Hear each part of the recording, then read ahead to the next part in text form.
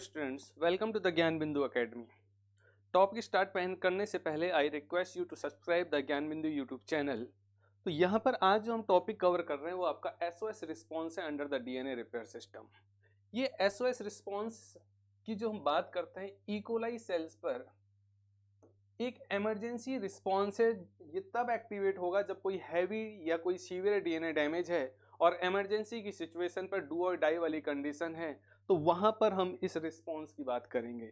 इस रिस्पॉन्स पर अगर आप देखोगे तो यहाँ पर कुछ स्पेसिफिक रोल्स प्ले करेंगे कुछ प्रोटीन्स, और उनका नाम है, जैसे यहाँ पर रोल आएगा रैक ए प्रोटीन का, रैक ए प्रोटीन।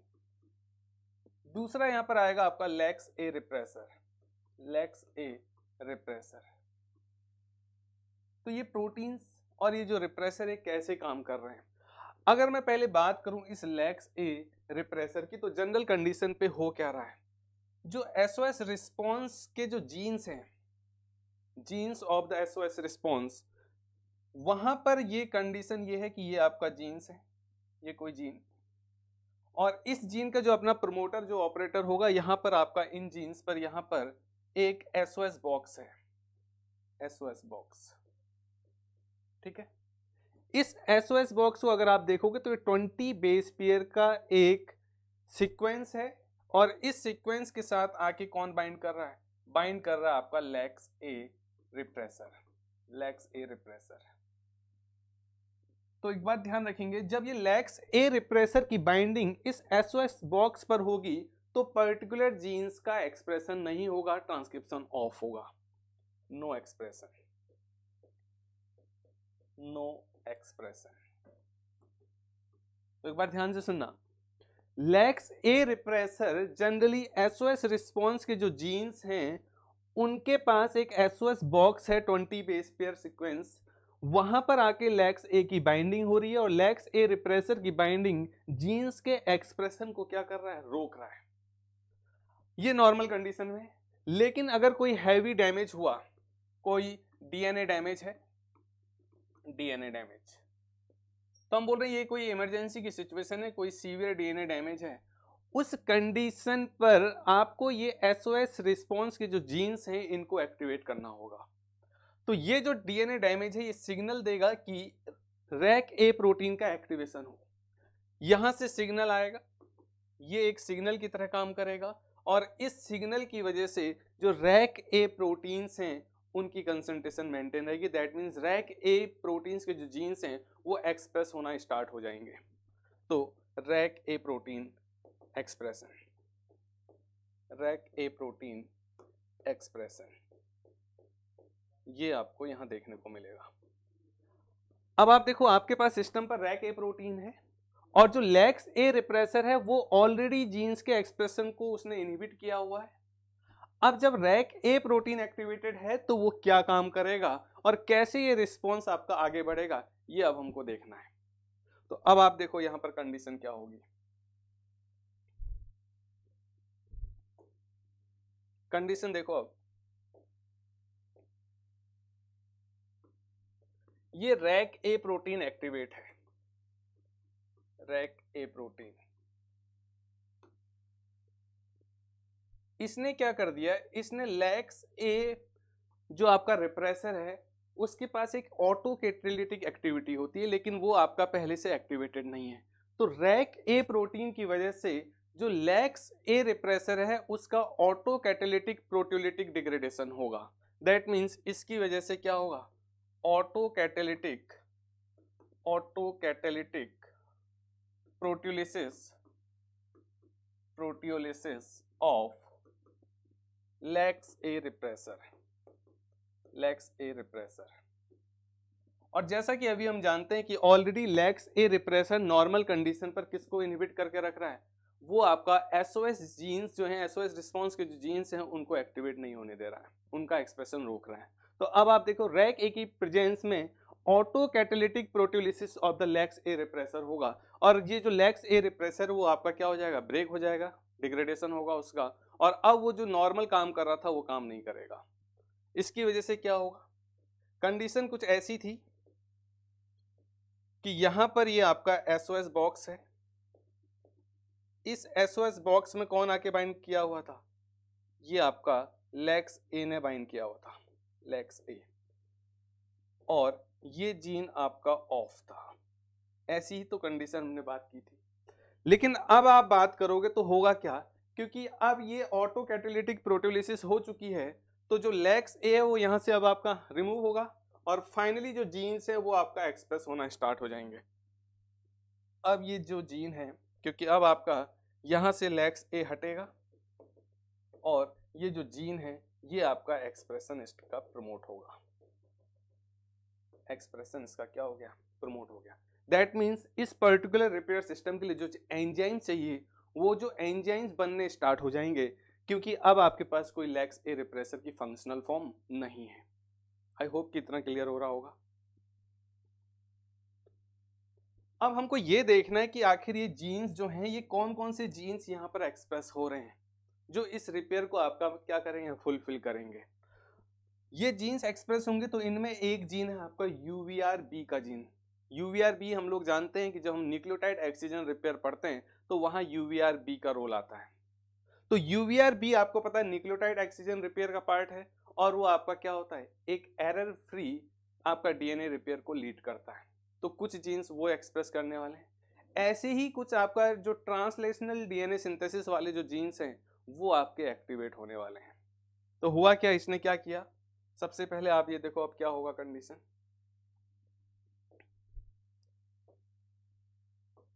तो एक तो आपका क्या कंडीशन होगी, कंडीशन कुछ ये होने वाली है, UVRB जीन, UVRB जीन, इसका क्या होगा, इसका एक्टिवेशन होगा। एक्टिवेशन लिखो या आप एक्सप्रेशन लिख सकते हो, एक्सप्रेशन। तो UVRB जीन का एक्सप्रेशन होगा और UVRB हम जानते हैं एक न्यूक्लियोटाइड ऑक्सीजन रिपेयर सिस्टम का पार्ट है, nucleotide oxygen repair system, oxygen repair system का पार्ट है, ठीक है।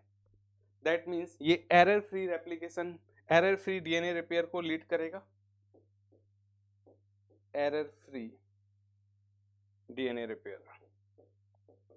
तो आप समझ रहे हो कंडीशन क्या हो रही है, हम कंडीशन ये देख रहे हैं कि रैक ए प्रोटीन के एक्टिवेशन से क्या हुआ है, लेक्स ए रिप्रेसर का प्रोटीलिटिक डिग्रेडेशन हो रहा है और कुछ जीन्स आपके जो रिस्पॉन्स के लिए जरूरी है उनका एक्सप्रेशन हो रहा है। अगर हम एक सिस्टम को लीड करें तो एक आपका क्या है, वो जीन्स एक्सप्रेस कर रहे हैं जो जनरली आपका न्यूक्लियोटाइड ऑक्सीजन रिपेयर का पार्ट है, लाइक एग्जांपल हमने कोट कर दिया यहाँ पर UVRB जीन, तो ये करा देगा आपका एरर फ्री DNA रिपेयर। साथ के साथ एक चीज और देखेंगे, पैरेलली आप बोलोगे कुछ और भी जीन्स अगर एक्सप्रेस करेंगे तो उसमें हम बात करते हैं ट्रांसलेशनल DNA सिंथेसिस के जीन। जैसे कंडीशन यहां एक बार देखो आप, अगर हम नॉर्मल कंडीशन की बात करते हैं, सपोज करो ये एक DNA है और यहां पर एक कोई बल्कि लेसेंस डेवलप हुआ है पायरिमिडीन डाइमर, पायरिमिडीन डाइमर यहां पर बना हुआ है। तो अगर आपको ये पता है कि नॉर्मल कंडीशन पर इकोलाई सेल पर जो रेप्लिकेशन नॉर्मली हो रहा होगा वो किसकी प्रेजेंस में हो रहा होगा, DNA पॉल थर्ड की प्रेजेंस में हो रहा होगा। यहां पर ये एक DNA पॉल थर्ड है, DNA पॉल थर्ड। लेकिन एक चीज हमें हमेशा पता रहती है कि DNA पॉल थर्ड एक नॉर्मल वे में ही काम करेगा, अगर उसको कोई बल्कि लाइसेंस यहाँ पर मिला या पायरिमिडीन डाइमर मिला तो उस कंडीशन में DNA पॉल थर्ड यहाँ पर होल्ड हो जाएगा, रुक जाएगा और आगे सिंथेसिस को नहीं करा पाएगा। इस कंडीशन पे ये यहाँ से हटेगा। तो मैं बात कर रहा हूँ ट्रांसलेशनल DNA सिंथेसिस की, ट्रांसलेशनल DNA सिंथेसिस, यानी कि एक ऐसी कंडीशन है कि डैमेज हुआ है और उस कंडीशन पर सेल को आगे जाना ही जाना है, कोई और ऑप्शन नहीं है। एरर प्रोन रेप्लिकेशन चल सकता है, किसी भी वे में रेप्लिकेशन कराना कंपलसरी है। तो उस टाइम पर DNA पॉल थर्ड यहाँ पर हटेगा तो आपको यहाँ पर चाहिए TLS एंजाइम। जनरली यहाँ पर आएगा अब आपका DNA पॉल 5, DNA पॉल 5, और हम ये जान चुके हैं, पढ़ चुके हैं DNA Paul 4 and DNA Paul 5 bacterial system पर ट्रांसलेशनल DNA सिंथेसिस को लीड करते हैं। और एरर प्रोन रेप्लिकेशन को क्या करेंगे, आगे बढ़ाएंगे। तो डीएनए पॉल 5 की प्रेजेंस यहाँ पर एक आपका क्या करेगी, रेप्लिकेशन को आगे लीड करेगी। डीएनए पॉल 5 जो है इसको हम नॉर्मली बोलते हैं UMUD2'C। ये है आपका एक डीएनए पॉल 5 की एक्टिवेटेड फॉर्म, ठीक है। लेकिन ये एक्टिवेटेड फॉर्म आएगी कैसे? तो आपने देखा कि जनरली वो जीन्स हम बात कर रहे हैं कि हुआ क्या, जब लेक्स ए रिप्रेसर हटा तो लेक्स ए रिप्रेसर के हटने से कुछ जीन्स का एक्सप्रेशन हुआ है, तो उसमें एक जीन अब आपका ये भी है। तो यहां पर अगर मैं बात करूं तो ये UMUD जीन, नॉर्मल कंडीशन पे ये इनहिबिट था। क्यों? आपने बोला था यहां पर क्या बाइंड कर रहा था, लेक्स ए रिप्रेसर, लेक्स ए। अब क्योंकि लेक्स ए का क्या हो चुका है, रैक ए प्रोटीन की वजह से लेक्स ए रिप्रेसर का ऑटोलिटिक प्रोटियोलिटिक डिग्रेडेशन हुआ है।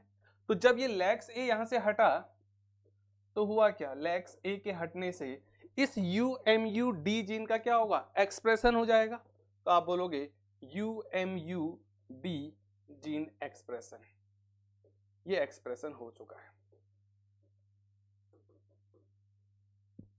अब आपको क्योंकि UMUD2'C दैट मीन्स अभी ये एक्टिवेटेड डीएनए पॉल 5 नहीं है, यहां पर आपको क्या चाहिए, इसकी एक्टिवेटेड फॉर्म चाहिए।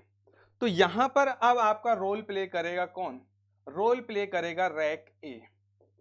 रैक ए प्रोटीन इसको क्या करेगा, इसको क्लीव करेगा, दैट मीन्स ये फ्रेगमेंटाइज्ड होगा और इसकी जो फ्रेगमेंटाइज्ड फॉर्म मिलेगी वो मिलेगी UMUD'। दैट मीन्स रैक ए ने इसको क्या किया, दो पार्ट में फ्रेगमेंटाइज किया और जो इसका एक्चुअल में जो फ्रेगमेंटाइज पोर्शन है वो UMUD' है। ये इसके दो मॉलिक्यूल्स आपस में जुड़ेंगे, दैट मीन्स ये आपके पास ये मॉलिक्यूल बना, इसके साथ एक और मॉलिक्यूल जुड़ेगा UMUD' और जुड़ गया, तो क्या बन जाएगा आपके पास, ये दो मॉलिक्यूल बन गए UMUD' और एक और मॉलिक्यूल UMUD', ये हो गया। अब इसके साथ एक और प्रोटीन जुड़ेगा, उसका नाम क्या है, उसका नाम है आपका फाइनली UMUC है। तो अब ओवरऑल कॉम्प्लेक्स क्या बन जाएगा, आप देखो ओवरऑल कॉम्प्लेक्स बन गया, ये दो मॉलिक्यूल UMUD' के हैं, तो आप बोलोगे फाइनली ये कॉम्प्लेक्स बन जाएगा UMUD2'C। ये है आपका active DNA Paul 5, active DNA Paul 5 जो आपका ट्रांसलेशनल डीएनए सिंथेसिस को लीड करेगा, एरर प्रोन रेप्लिकेशन को लीड करेगा। ये एरर प्रोन रेप्लिकेशन,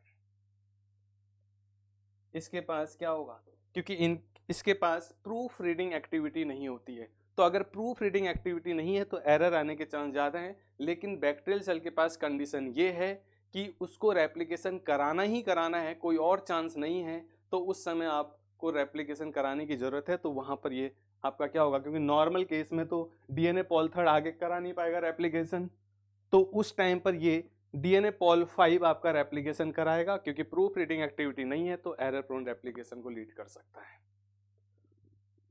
तो ओवरऑल आपने देखा कि ओवरऑल कंडीशन क्या हुई। अगर मैं अब आपको स्टार्टिंग से समराइज कर दूं तो देखना क्या कंडीशन हुई है। कंडीशन ये देखना, अब पूरा एक साथ समराइज करते हैं। कंडीशन ये हुई है कि एसओएस रिस्पांस के अंदर एक इमरजेंसी रिस्पांस है ये बैक्टीरियल सेल पर कि कोई हैवी डैमेज हुआ है और उस टाइम पर आपके पास सेल के पास कोई और ऑप्शन नहीं है, रेप्लिकेशन कराना ही कराना है, तो उस समय कोई ना कोई स्पेसिफिक जीन्स का एक्टिवेशन चाहिए। तो नॉर्मल कंडीशन पर हो क्या रहा है, नॉर्मल कंडीशन पर जो लेक्स ए रिप्रेसर है वो पर्टिकुलर जो एसओएस रिस्पांस के जो जीन्स हैं उनके पास एक एसओएस बॉक्स होता है, उस बॉक्स के साथ लेक्स ए रिप्रेसर की क्या है, बाइंडिंग है, और बाइंडिंग होने की वजह से आरएनए पॉलीमरेज की बाइंडिंग नहीं हो पाती है और फाइनली आपका ये जो एसओएस रिस्पांस के जो जीन्स हैं ये एक्सप्रेस नहीं कर पाएंगे। लेकिन जब पर्टिकुलर हैवी डैमेज हुआ तो ये डैमेज सिग्नल दे रहा है एक पर्टिकुलर प्रोटीन के एक्टिवेशन के लिए, और इस प्रोटीन को नाम दिया गया रैक ए प्रोटीन। तो रैक ए प्रोटीन का एक्सप्रेशन क्या लीड कर रहा है? तो जब रैक ए प्रोटीन एक्सप्रेस कर रहा है तो वो पर्टिकुलर लैक्स ए रिप्रेसर के ऑटो कैटालिटिक प्रोटीलिसिस को लीड कर रहा है। तो जब इसकी प्रोटीलिसिस होगी तो लैक्स ए आपका ब्रेक हो जाएगा और फाइनली वो अपना नॉर्मल काम करने के लिए अब कैपेबल नहीं है। तो होगा क्या, जनरली जो लैक्स ए एसओएस बॉक्स के साथ बाइंड करके रख रहा है एसओएस जीन्स के साथ, तो इसकी बाइंडिंग अब नहीं होगी। अब जब इसकी बाइंडिंग नहीं होगी तो नॉर्मली क्या होगा, आरएनए पॉलीमरेज आके बाइंड करेगा प्रोमोटर सीक्वेंस से और इन जीन्स का एक्सप्रेशन स्टार्ट हो जाएगा। ठीक है, तो एसओएस रिस्पॉन्स को गवर्न करने वाले जो जीन्स हैं उनका एक्सप्रेशन स्टार्ट हो जाएगा। अब वो कौन कौन से जीन्स हैं? मल्टीपल टाइप्स ऑफ जीन्स हैं। अगर हम एग्जांपल कोट करें तो जो एक जीन अगर हम बात करें वो एक यूवीआरबी जीन है। यूवीआरबी जीन का जो प्रोडक्ट है यूवीआरबी हमने ऑलरेडी पढ़ा हुआ है, वो न्यूक्लियोटाइड एक्सीजन रिपेयर का पार्ट है। तो यूवीआरबी जीन का एक्सप्रेशन लीड होगा, यूवीआरबी प्रोटीन बनेगा और यूवीआरबी न्यूक्लियोटाइड एक्सीजन रिपेयर सिस्टम में रोल प्ले करेगा और वो एरर फ्री डीएनए रिपेयर का क्या है, पार्ट है। तो ये कंडीशन हो सकती है। ऐसी कुछ और भी जीन्स एक्टिवेट हो सकते हैं। सपोज करो कि कोई बल्कि लाइसेंस डेवलप था, कोई ट्रांसलेशनल डीएनए सिंथेसिस की बात करते हैं, यहां पर कोई पाइरिमिडीन डाइमर है, उस कंडीशन पर नॉर्मल डीएनए पॉल थर्ड वहां पर रुक जाएगा, वो आगे सिंथेसिस नहीं कर सकता। तो वहां पर सिंथेसिस के लिए आपको ट्रांसलेशनल पॉल चाहिए, डीएनए पॉल चाहिए। जनरली डीएनए पॉल 4 और DNA Paul 5 eukaryotic E coli system पर क्या कहलाते हैं, ट्रांसलेशनल डीएनए पॉलीमरेज कहलाते हैं। तो डीएनए पॉल 5 का यहाँ पर रोल आएगा। तो डीएनए पॉल 5 की जो एक्टिवेटेड फॉर्म है वो कौन सी है, UMUD2'C है। तो हुआ क्या, हमने ये बोला कि लैक्स ए रिप्रेसर के हटने से जो जीन्स एक्सप्रेस हो रहे हैं उनमें से एक जीन है आपका UMUD जीन। तो इसका एक्सप्रेशन होगा क्योंकि लैक्स ए अब आपका फंक्शनल नहीं है, क्योंकि रैक ए ने उसको क्या कर दिया, प्रोटियोलिटिक डिग्रेडेशन किया है। तो UMUD जीन एक्सप्रेस करेगा, इसका प्रोडक्ट बन रहा है। तो अब क्या हुआ कि UMUD जब प्रोटीन बना तो फाइनली रैक ए प्रोटीन ने उसको फ्रेगमेंटाइज किया, तो उसकी फ्रेगमेंटाइज फॉर्म है UMUD'। इसके दो मॉलिक्यूल, इसमें एक और मॉलिक्यूल UMUD' का जुड़ेगा तो फाइनली आप बोलोगे UMUD2' हो गए। और फाइनली इसके साथ एक UMUC प्रोटीन जुड़ेगा तो फाइनली ओवरऑल कॉम्प्लेक्स क्या बन गया, UMUD2'C बन गया। यही है आपके पास एक एक्टिव डीएनए पॉल 5, और एक्टिव डीएनए पॉल 5 अगर हो गया तो ये एरर प्रोन रेप्लिकेशन करा देगा। सेल को जरूरत है, इमरजेंसी कंडीशन है, सेल को उस कंडीशन पर रेप्लिकेशन को रोकना नहीं है। अब एरर प्रोन हो या फिर आपका एरर फ्री हो, रेप्लिकेशन कराना ही कराना है, तो कंडीशन क्या होगी, रेप्लिकेशन आगे हो जाएगा with the help of DNA Paul 5। तो ये सारा टॉपिक कवर होगा आपका किसके अंदर, फाइनली आपका एसओएस रिस्पॉन्स के अंदर। आई होप कि टॉपिक क्लियर हुआ होगा आपका। तो आप ज्ञान बिंदु का यूट्यूब चैनल सब्सक्राइब कर लें, फिर मिलते हैं कुछ और नए वीडियोस के साथ। Thank you all.